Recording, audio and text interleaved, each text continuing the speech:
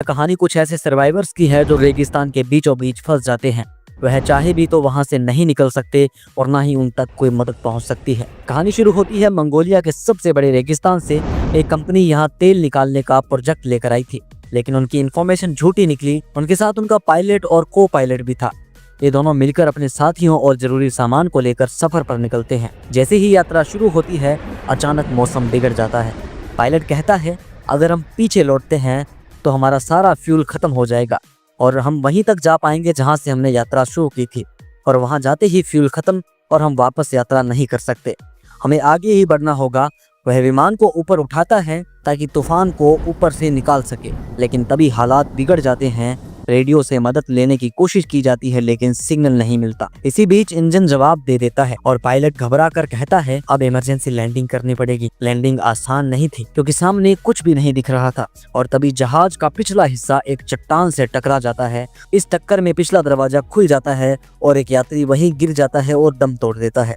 जब विमान रुकता है तो पता चलता है 2 लोगों की मौत उस प्लेन के अंदर ही हो चुकी है। बचे हुए लोग बाहर नहीं निकल सकते क्योंकि बाहर अब भी आंधी चल रही है। जब तूफान थमता है तो सब लोग विमान के अंदर से सामान चेक करते हैं। पता चलता है कि उनके पास सिर्फ 1 महीने का खाना और पानी है। यहाँ से बाहर निकलने के लिए करीब 200 मील की दूरी तय करनी होगी। लेकिन असली समस्या यह थी कि उन्हें अपनी लोकेशन का सही पता नहीं था कि इस वक्त वो कहाँ है। जुलाई का महीना था। इस वक्त मंगोलिया में सबसे भयानक गर्मी पड़ती है। अगर कोई 1 गिलास पानी पीता है तो कुछ ही मिनटों में शरीर से पसीने के रूप में 10 गिलास पानी निकल जाता है। मतलब अगर कोई पैदल निकलता है तो कुछ ही घंटों में उसकी मृत्यु हो जाएगी। इसी बीच उनका साथी डेविड एक रात अचानक से कहीं चला जाता है और गायब हो जाता है। वे चारों तरफ ढूंढते हैं, लेकिन उसका कोई नामो निशान नहीं मिलता। शायद वह रेगिस्तान की रेत में दफन हो चुका था। इस हादसे के बाद लोग पायलट से पूछते हैं, क्या हमारे बचने की कोई उम्मीद है? पायलट कहता है, हम बीच रेगिस्तान में हैं, पानी बहुत कम है। अगर पैदल निकलते हैं तो 2 दिन में सब खत्म हो जाएगा, यानी हमारे बचने की उम्मीद बहुत कम है। धीरे धीरे उम्मीदें टूटने लगती हैं। कुछ लोग बहस करते हैं, पानी को लेकर झगड़े शुरू हो जाते हैं। इस हाथापाई में उनका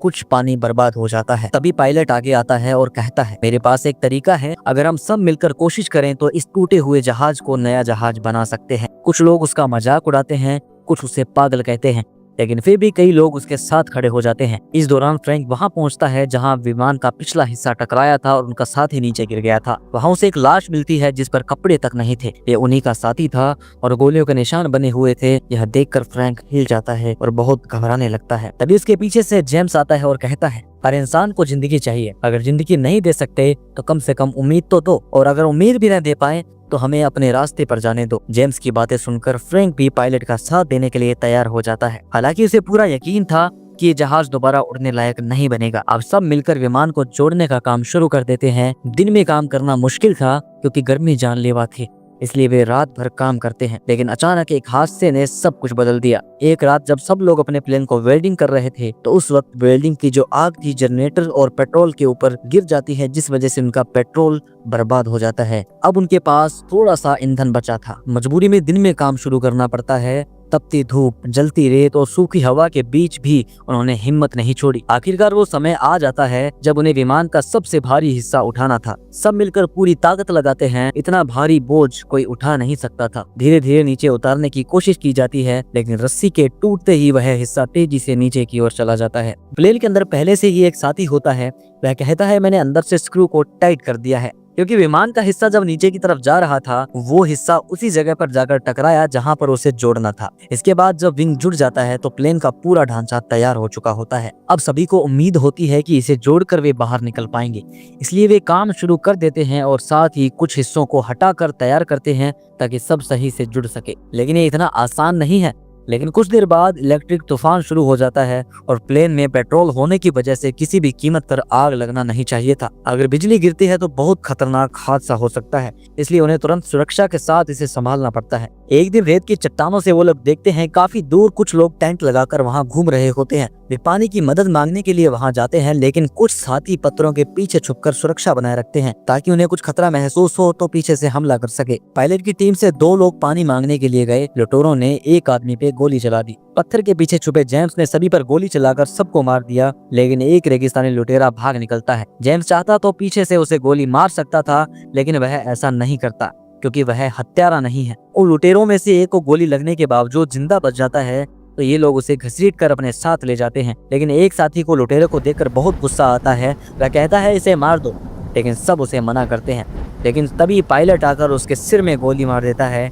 तभी फ्रेंड गुस्से में पायलट को वेलवेट पंच मारता है। तभी पायलट गुस्से में चला जाता है और प्लेन बनाने से मना कर देता है। वह कहता है सारी मेहनत मैं करता हूँ और इन लोगों का गुस्सा भी मुझे पर उतर रहा है। पायलट से सभी माफी मांगते हैं और रिक्वेस्ट करते हैं कि आपके बिना हम कुछ नहीं कर सकते। लेकिन पायलट कहता है जब तक फ्रैंक माफी नहीं मांगेगा और रिक्वेस्ट नहीं करेगा मैं तब तक काम शुरू नहीं करूंगा।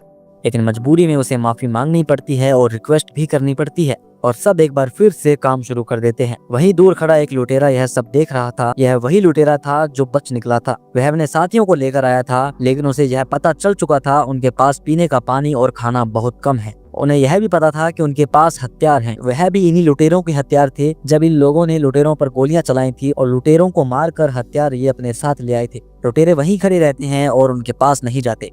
वे कहते हैं इनके पास खाना और पानी बहुत कम है। जिस दिन ये कमजोर पड़ जाएंगे भूख से उन्हें उस दिन मारेंगे। एक दिन फ्रैंक को पायलट की मैगजीन मिलती है जिसमें बच्चों के हवाई जहाज कैसे बनते हैं उसके बारे में जानकारी थी और पायलट ने वैसा ही बड़ा विमान बनाया था और उसने कभी भी जिंदगी में ओरिजिनल इतना बड़ा जहाज नहीं बनाया था। फिर से पायलट के साथ उसकी लड़ाई हो जाती है और सबको कहता है कि हमें बेवकूफ बना रहा है। इतने दिनों से जो हवाई जहाज बना रहा था ये बच्चों की मैगजीन में देख कर बना रहा था। बच्चों का जहाज कैसे बनता है उसको देख कर बना रहा था। लेकिन पायलट को पूरा विश्वास होता है कि ये जहाज स्टार्ट जरूर होगा। अब बाकी लोगों के मन में निराशा आ जाती है कि पायलट ने हमें धोखा दिया। लेकिन पायलट फिर से सबको कहता है मेरा विश्वास करो यह जहाज जरूर उड़ेगा। लेकिन तभी बहुत तेज रेगिस्तान का तूफान आता है और उनका हवाई जहाज फिर से मिट्टी में दब जाता है। वह पूरी हिम्मत करके रस्सियां बांधकर उसे बिना मिट्टी वाली जगह पर खींच कर लेकर जाते हैं और तभी तेज हवा की वजह से उनका इंजन स्टार्ट हो जाता है और वह धीरे धीरे हवा में उठने लगता है। इंजन की आवाज सुनकर सभी रेगिस्तानी लुटेरे हवाई जहाज की तरफ भागते हुए आते हैं। अब ये सभी हवाई जहाज के दोनों तरफ वाले हिस्सों पर लेट जाते हैं क्योंकि हवाई जहाज में बैठने के लिए कोई भी जगह नहीं बनाई थी। इसलिए हवाई जहाज को पकड़कर वह छत पर लेट जाते हैं।